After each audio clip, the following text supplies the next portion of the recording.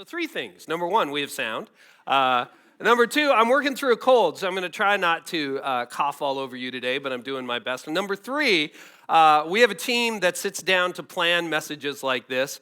And one of the challenges I had when we talked about the topics we wanted to cover in this series, The Struggle is Real, is the team said, hey, we got to tackle singleness and dating and the whole thing that is. And I said to them, first words out of my mouth is, I am singularly unqualified to teach that message. I mean, I haven't dated in decades. I've been married for 28 years. I have no idea what it's like to date. So what we're going to do, I'm going to teach through some scripture, offer a few points, but we actually have put a panel together today of people who maybe have a little more recent experience than I do. So that's where we're going today. But we are talking about singleness and dating, and my experience is decades old. If you were here for part 1 of the series, you heard Tony and I, my wife Tony and I, give the first message that our marriage hasn't been easy, but it's been so worth it. But I was thinking back, what did I learn about dating? And I thought, I was pretty much a disaster. That's pretty much what I learned about dating. I remember my first date with Tony. So I was smitten. Some of you know that story. I told it again a couple weeks ago. I was absolutely smitten. And finally she said, yeah, we'll have a date. So the date was over at my place, my apartment. We were still students. And I decided to go all out rather than take her out for dinner. I cooked at home, and I cooked craft dinner.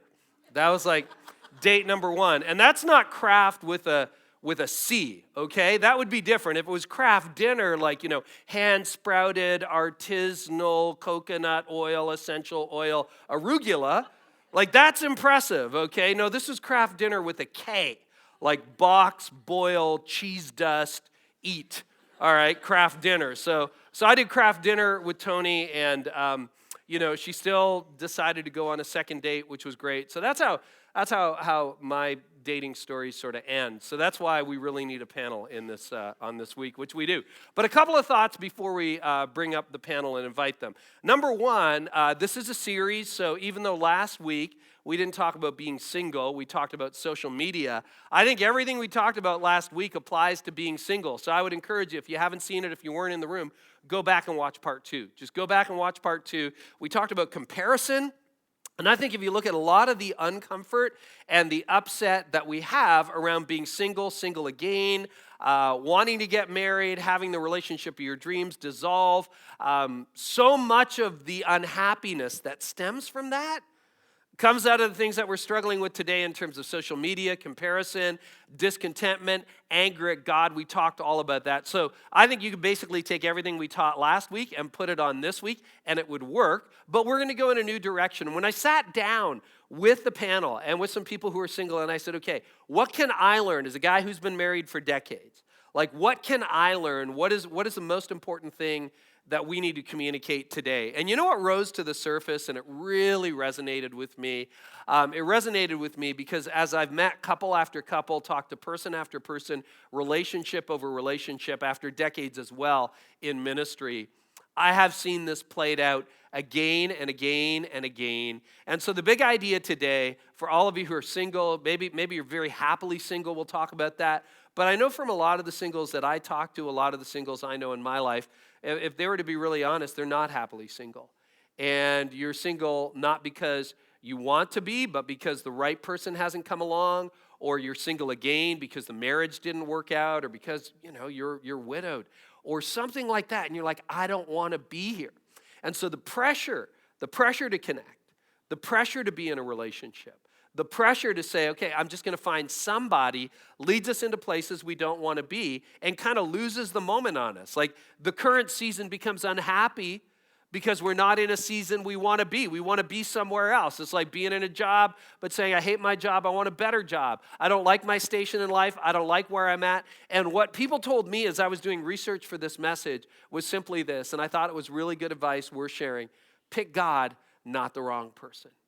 Pick God, not the wrong person. Because the pressures of being single, the pressures of being in a place where you're not married and you think you should be married, you should be in a relationship, you should be dating, you should see somebody, will cause you to want to pick the wrong person. So I want to introduce that idea, but now I want to introduce you to that panel. So will you join me in welcoming 3 people that we know and love here at Connexus. Joining us today, Jen Hood, Danelle Sewell, and Sarah Piercy. So give it up for them. as they come and join us. Well, thank you so much for saying you'd be willing to come out here and talk about being single. So let's do some quick introductions down the line. Who's who? Yeah, so I'm Jen. I'm 27 years old, and dating and singleness both have been a part of my journey for like the last 10 years, I would say. Yep. Yeah, I'm Danelle. I'm 25, and I agree. Like, I've been single. I might be dating.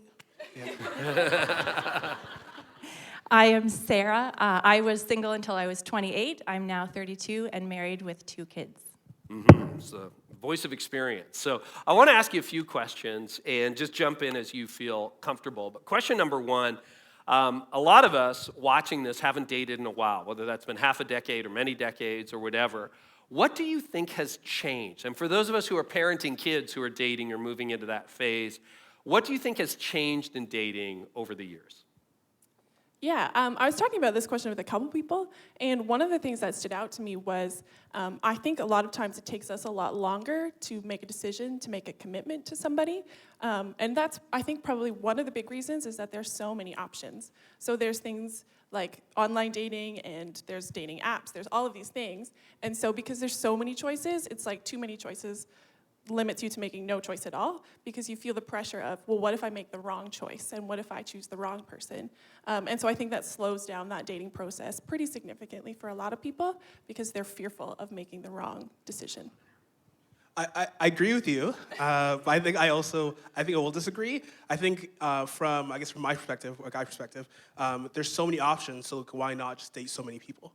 So why just wait for one person? You can just date this person, date that person. So there's so many options. I think it has changed because you're no longer in the circle of like your parents or your family's circle. You have so many options now to go online, different places. So.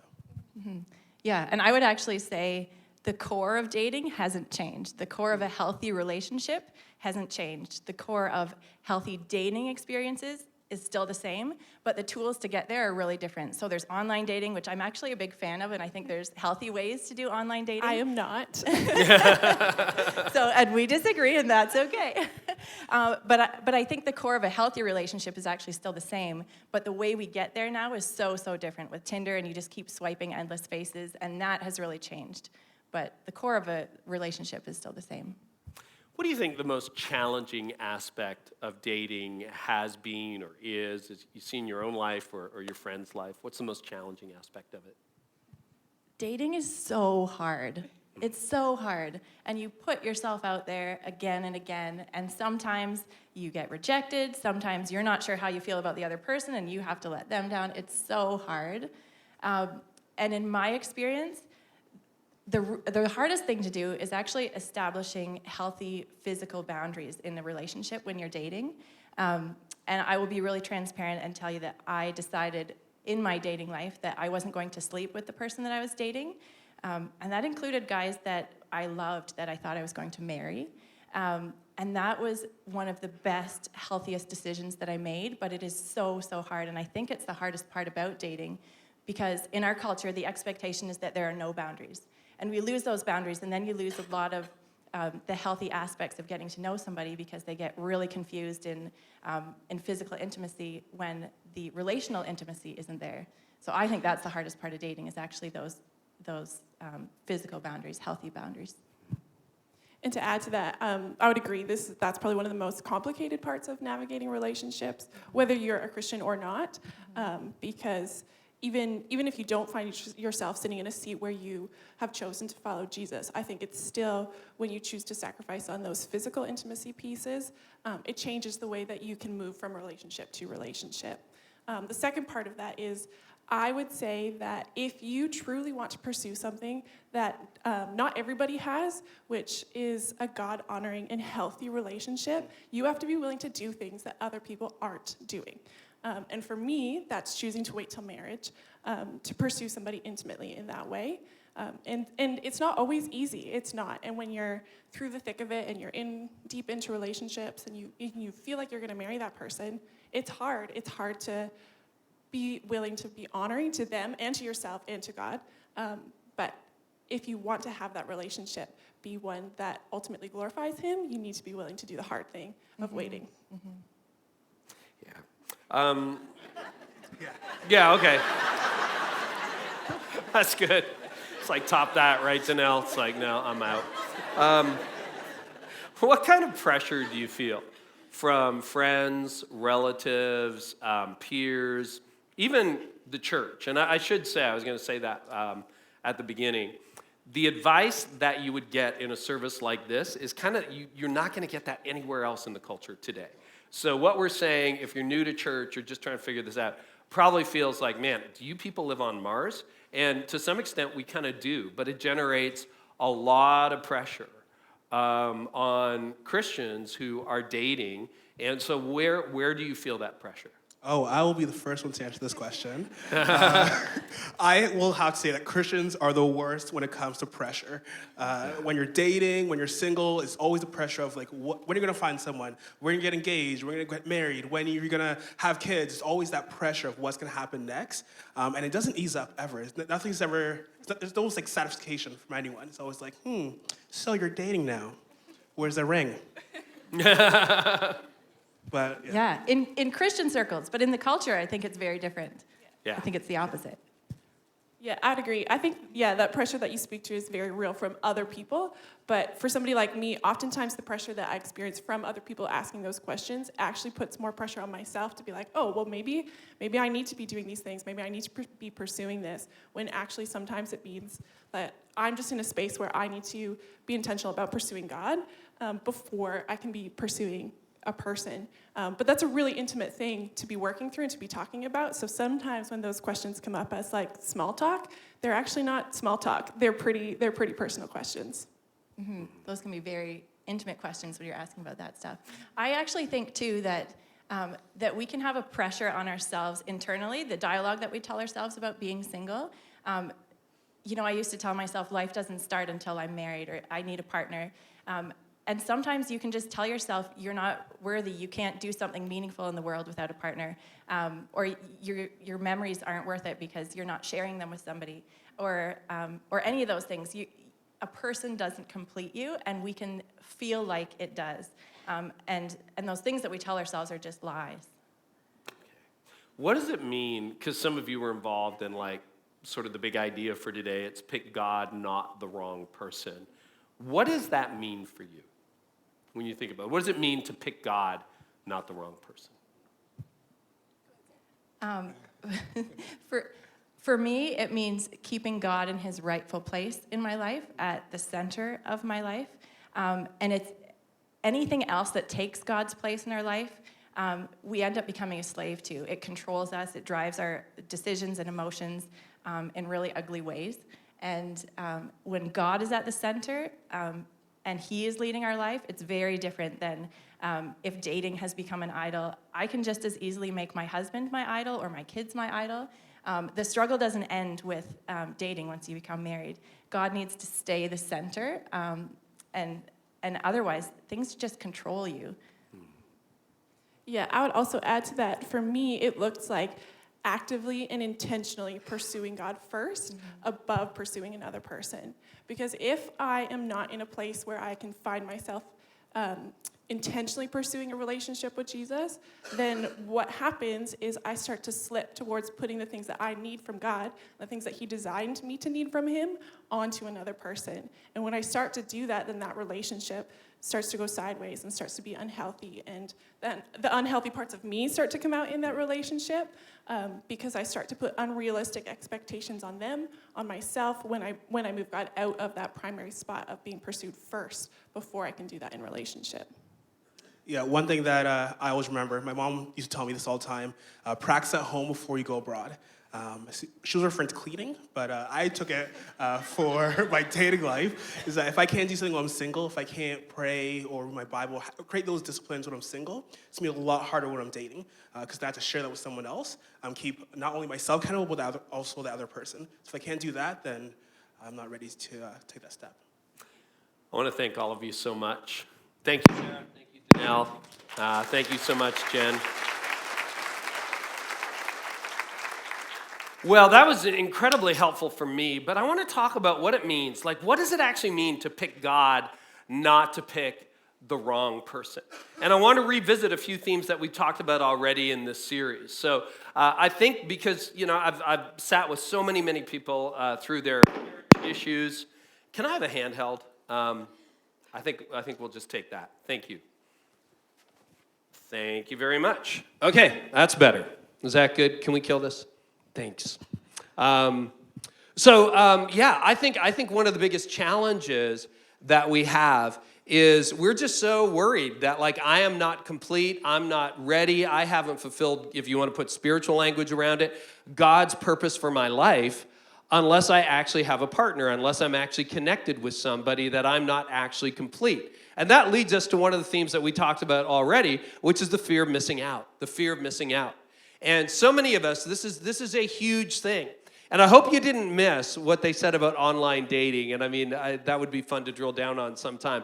But the biggest challenge that I have in talking to people in their 20s and their early 30s, when they're thinking about their life and their future, whether that's relationally or whether that's vocationally, what they're going to do with their life, where they're going to study, what kind of job they're going to have, what kind of career they're going to have, is they're like, there are so many choices. What if I make the wrong one? What if I pick the wrong person? What if I end up in the wrong career? What if I go to the wrong school? What if I live in the wrong city? What if I say yes to the wrong thing, no to the wrong thing? How does that work out? And we just live afraid that somehow we're missing out, afraid that somehow God isn't going to provide for us if we make the wrong choice. Now, when it comes relationally, where does FOMO, fear of missing out, lead you? I think it will lead you into a number of different places. One thing, if you're like, you know what, and I think our cultural dialogue today is that sexual expression is the ultimate expression. That sexual identity is actually the ultimate identity. That's not actually true. If you want to know what your ultimate identity is, your ultimate identity is that you have the fingerprint of God inside you. Whether you're a Christian, whether you're not a Christian, your identity doesn't come from your sexuality. Your identity doesn't come from your marital status, your relational status. Your identity comes from who you are. That God actually created you, God made you, God loves you. And even if you're not a Christian, you didn't create yourself. You're not some random person from, that just got created as an act or freak of nature. That God actually created you. But a lot of us say, no, my identity is only fully realized. My identity is only fully realized when I sexually express myself. And if you're worried, and we'll come back to this at the end of the message, if you're worried about missing out, I'll tell you where that fear is going to lead you. It's going to take you, especially guys, into very unhealthy places. Although this, in our culture, is becoming a universal issue and all skate. It'll lead you into porn. It'll lead you into a cheap, what you're really longing, what your heart is really longing for is intimacy. It's longing for connection.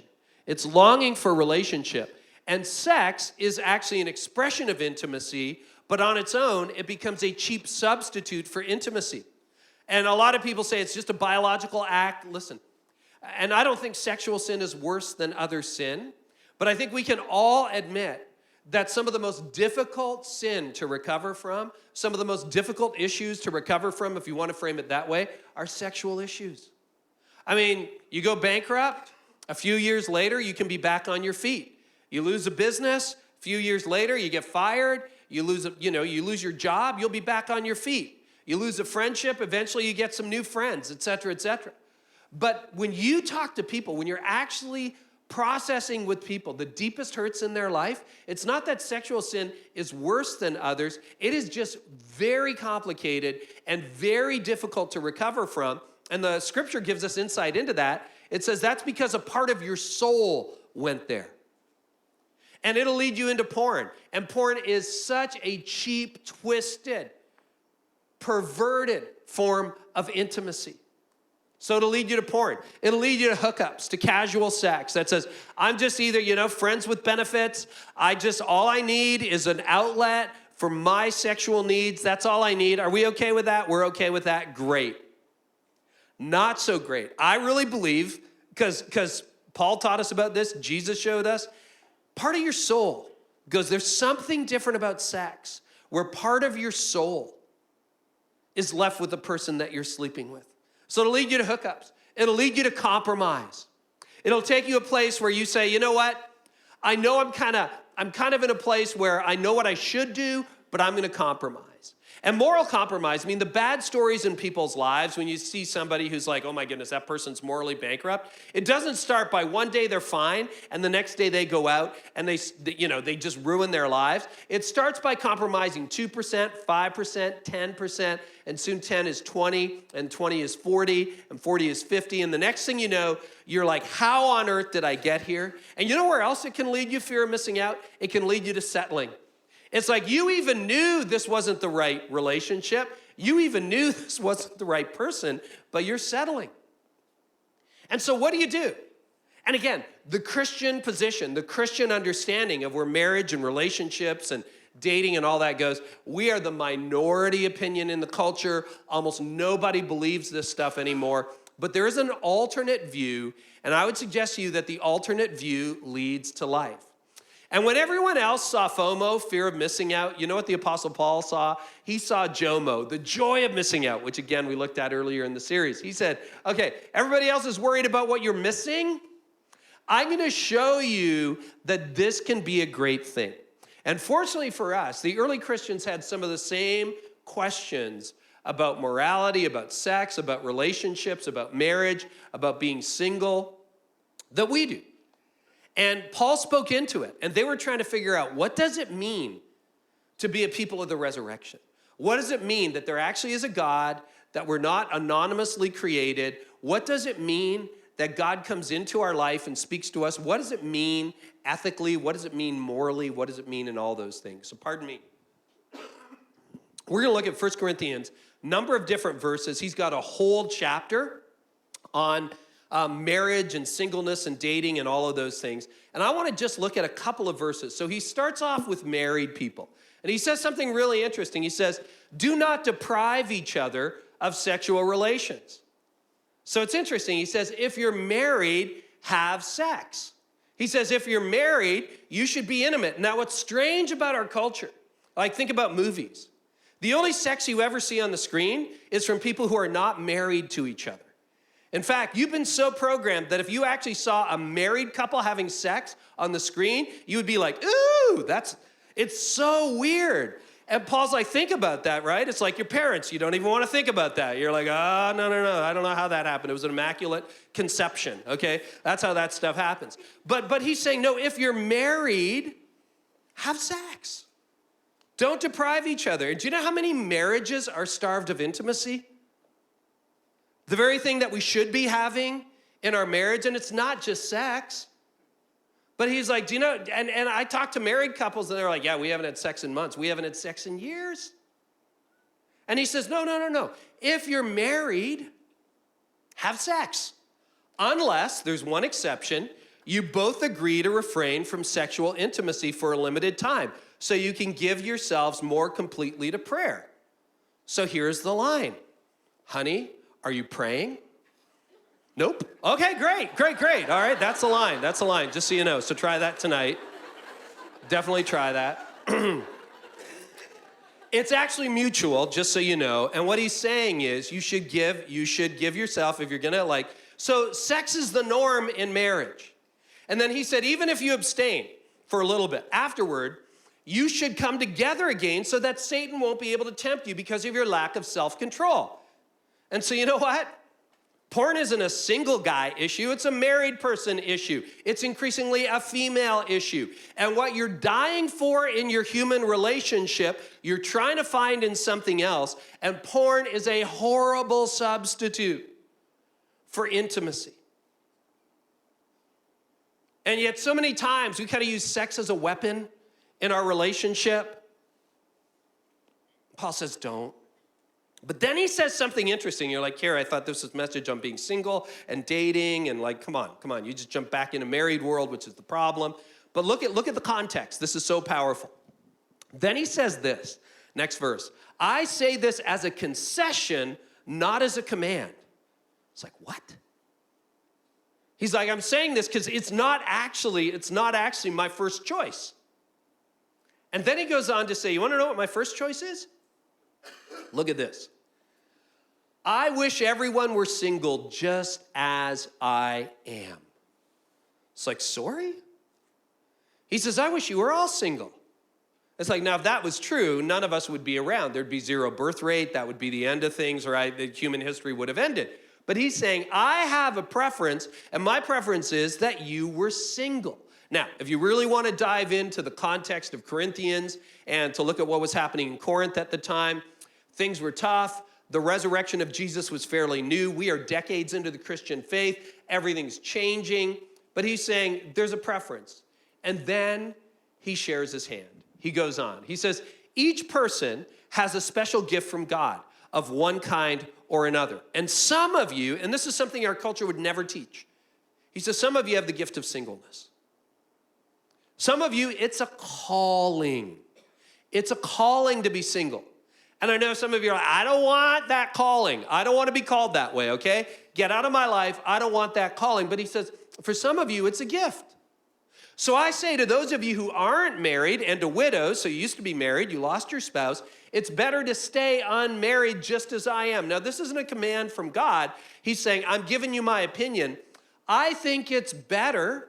And he says, but if you have a high libido, if you can't control yourself, go ahead and marry. It's better to marry than to burn with lust. So Paul, very low, just go have sex, okay? That's what he's saying. He's like, if you can't control yourself. But then he goes on. You're like, well, that's kind of a weird concession. So what are you really saying? And then later on in the chapter, we're going to skip a few verses. He shows his hand. He says, you know why? I can tell you why. I want you to be free from the concerns of this life. And the word underneath that is anxiety. Pardon me. I want you to be free from anxiety. I want you to be free from all the concerns. And he says, what kind of anxiety? An unmarried man can spend his time doing the Lord's work and thinking about how to please him. He said, if you're single, it's exactly what we were talking about a few minutes ago. He said, if you're single, you have the rare opportunity to have focus in your life. You have a moment where you can come forward and say, you know what? Okay, for this season, whether this is a year, a decade, or forever, I can focus on God. And you know what the problem is? If we're really honest, most of us say, I don't really want to focus on God. I'm not that committed. I'm not that devoted. I will take a human being over God. I will pick a person over Jesus. And I'm not saying it is a calling for everybody. For a lot of you, it is a season. But in that season, this makes things possible. And he says, an unmarried person, you can focus. And you kind of know that. Was it easier to be a student when you were single than, say, when you're married? Yeah. Was it easier to have a date night before you had kids? Absolutely. But you've had kids. Pardon me. But then he goes on and he says this, but a married man has to think about his earthly responsibilities and how to please his wife. His interests are divided. And that's true. For a lot of us, it's like marriage is complicated. You have this, for those of you, if you're single, and I remember when I was single, you have this ideal view of marriage. And I didn't have a lot of fights. When I was single, I didn't fight with myself most days. It was like whatever I wanted to do, I just did it. And then I married somebody, and all of a sudden it's like, what, you have a different view? Are you kidding me? How does that happen? And he says, all of a sudden you have all these responsibilities, and now you got multiple mouths to feed, and you have kids, and kids have their own wills, and oh my goodness, and you're trying to please your wife, good luck with that. Your interests are divided. So the person who marries his fiance does well, but the person who doesn't marry does even better. And you know what we have? We have this view that singleness is just second prize. We have this view, especially in the church, that singleness is somehow some kind of curse. And our culture would say the same thing, man, if you can't express yourself sexually, if you're not doing that, if you can't express your identity is found in a person, your identity is found in your own expression. And you know what we would say? It's not true. You're loved.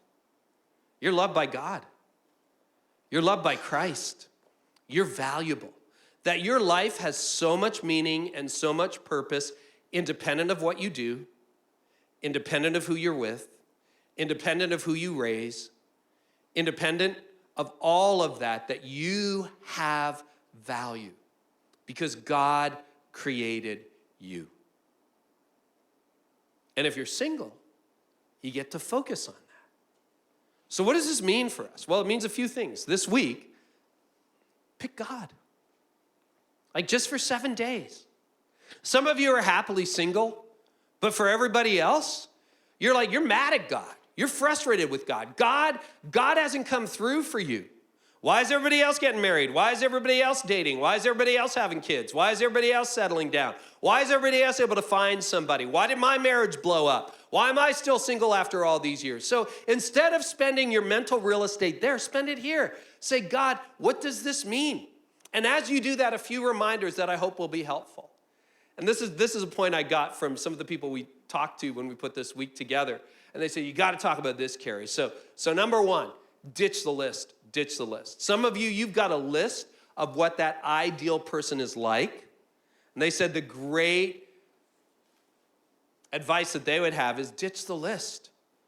You know, in your mind, this person is good looking, they're a certain height, you know, they have 6 packs, right? Not that kind of 6-pack, another kind of 6-pack. They have 6 packs, and you know, they're just really, really amazing people, and they make this much money, they have this kind of faith. The only thing that I would keep on the list, honestly, if you're a Christian, is make sure that that person's a Christian. Plain and simple. If you're a Christian, make sure that person's a Christian. And again, I've done ministry for a little while, so I'm going to tell you how that'll work. Because you're going to be tempted to settle because your fear of missing out is so great. And you're going to be, and there's this thing that happens, I see it happen in the church all the time. I call it flirt and convert. Okay, so what you're going to do is you're going to date this person, and this is particularly of women. All right, you're going to date a guy who's not really a Christian, but you're like, I know I can get him. I know I can get him. And you're hoping that, you know, he's going to come to church and all this. I got to tell you something about guys, okay? We do things when we're dating you that we have no intention of doing after we get married. All right, I used to go dancing with my wife when we were in Toronto. We'd go to clubs, we'd go dancing. I'm like, I'm doing the mating ritual thing. And then we got married, and I'm like, okay, no more dancing. And she's like, what? And I'm like, no, we're not dancing anymore. And she said, well, you danced when we were dating. And I'm like, no, that's exactly the point. And I won, so it's over. And now we go to weddings. Weddings are the most awkward thing. And anytime, you know, there's almost never not a dance. But when there's not a dance, I'm like, yes. Because every time there's a dance, she's like, so we're going to dance tonight? And I'm like, you know, I hate dancing. And so I'll try to do 1 or 2 slow dance things. And then everybody makes fun of me. My kids are like, Dad, you're more wooden on the dance floor than you are in real life, you know? I'm like, well, that's why I don't want to dance. So, you know, you got to, guys do that. And I'll tell you the truth, the only thing I would keep on that list is that that person is at the same spiritual place that you are. Because a lot of women are like, well, I'll tell you what, you know, he seems kind of interested right now, but I have sat with so many couples, and I'm not trying to be sexist, I'm just saying I've seen this, I've seen women get burned way more often than men on this one. And at the end of the day, they're like, well, he seemed really sincere until we got married. And then all of a sudden you have kids, and you're like, well, I want to take my kids to church. And he's like, nope. And then he says, okay, well, listen, you can take the kids to church, but I'm not engaged. The kids see that. And they'll come until they're 10 or 11, and then, well, Dad doesn't go to church, and then they're going to stop. And that's what happens over and over and over again. And some of the verses we didn't look at today, Paul is saying, if you're a Christian, marry a Christian. In fact, I don't do a whole lot of weddings, and there's a whole story behind that. But what I will do is I will gladly marry 2 non-Christians. It's like, oh, you guys are like, you're in the same place spiritually. I'll do that if I know them. I will marry 2 Christians. It's a bad idea to marry a Christian and a non-Christian. Because here's what happens in relationships. And you're going to say, no, these rules don't apply to me. What will happen in your relationship is that your relationship will drift toward the lowest level of spiritual commitment. You think, I'm going to raise my husband up. No, he's going to pull you down. Or he's going to break your heart. That's what's going to happen. So leave the only thing on the list. Somebody who is your spiritual equal. Now, what if you're doing the flirt and convert and it's all awkward and now you have a terrible conversation at lunch on the way home? You're like, oh, I shouldn't have come this week, okay? What do you do with that? I would say make sure by the time you're engaged that he's leading you. Because maybe there was a genuine conversion. But if he's leading you, then it's probably going to stick. And if he's just coming along for the ride, remember, every wedding, when dancing comes, it's going to be awkward. I'm just telling you. So ditch the list. Second thing, ditch the demands you're placing on God. Pardon me. So you have some demands on God. And some of you, you're really angry with God. This goes back to last week because I was supposed to be married by now. I was supposed to be dating by now. We were supposed to have kids by now. Do you not know how old I am? Do you not know that my biological clock is ticking? Why do all the other people seem to get the people that I want? Why? So ditch the demands you're placing on God. You know what's happened? We'll talk about this in greater detail some other time. But as our culture has become more and more divorced from any kind of shared faith, let alone Christianity, we've taken all the expectations that we used to place on God and we place them on each other. And we say, this man is going to complete me. This woman of my dreams, are you kidding me? She is amazing. She's fantastic. You know, this guy, he is so fantastic. And then you realize after you get married, he leaves the toenail clippings around. And you're like, who is this guy? Who is this strange man that I married? And the reality is you're expecting, see, you married a human being. But because you don't love, because your relationship with God, our culture is really taking God out of the picture, all the things that we were created to worship are now on our spouse, on our kids, as Sarah said, okay? We're going to worship our kids. We'll talk about that next week in parenting. Mistake, mistake, mistake. Only God can provide that level of fulfillment and intimacy. And finally, a few things as we wrap up. Remember, you're like, well, great, this still leaves me alone. Exclusivity creates value. The most valuable things in the world are the things that are rare. Like, you know, there's only 3 bottles of this kind of wine left. There's only 3 of these 57 Chevys around anymore. Exclusivity creates value. And if you're exclusive and you're saving your soul for marriage, you're saving your body for marriage, if you're saving that and you're being a little more picky maybe than you want to be, it creates value. It doesn't diminish your value. And purity, as Andy Stanley has said, paves the way to intimacy. So as we close today, ask yourself, because this is a hard message. And again, nobody believes it. If you want a counter view, just turn on anything. Look at your phone. You will have opposite information in seconds. I promise you. Nobody believes this stuff, but I do. How can my life be better because I'm single? The Apostle Paul thought it could be. And you know, there's a question I learned from a leadership expert a few years ago who said, when things don't go your way, ask yourself, what does this make possible? So you're stuck in traffic and you're late. I find that very frustrating. Ask yourself, what does this make possible? Well, I guess I could make a few phone calls. Well, I guess I could pray a little bit more. I guess I could actually think about this problem I'm trying to solve. So instead of looking at what you don't have, what do you have? And instead of looking at what's not available, what is available? And then to get even a little more specific and granular, how can my devotion be stronger? How can I use this season, whether it's going to be a short one or whether it's going to be a long one, how can I use this season to grow closer to Christ? How can I use this to become stronger? And that's possible when you pick God, not the wrong person. Now, I know this is a lot easier said than done, and so what I want to do right now is I just want to pray for you. And we're going to sing one more song today at our locations, and I you know, if this is a hard time, I know that intellectually you're like, yep, but emotionally it's like, ugh. I'm just going to pray for you. I'm going to pray for you. And God knows. Father, I just want to pray for every person who heard this message and maybe doesn't agree, or maybe they agree, but it's just hard. It's a bitter pill to swallow. I want to pray for the women and men who just feel alone and abandoned. I want to pray for those who feel betrayed. Father, will you let them know that there is no circumstance that they're facing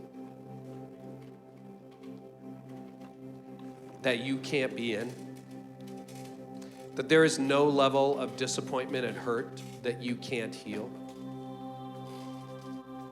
Father, I pray for those who want to make a turn, who are saying, you know, I haven't followed any of these principles we heard about today, but I think my life would be better if I did.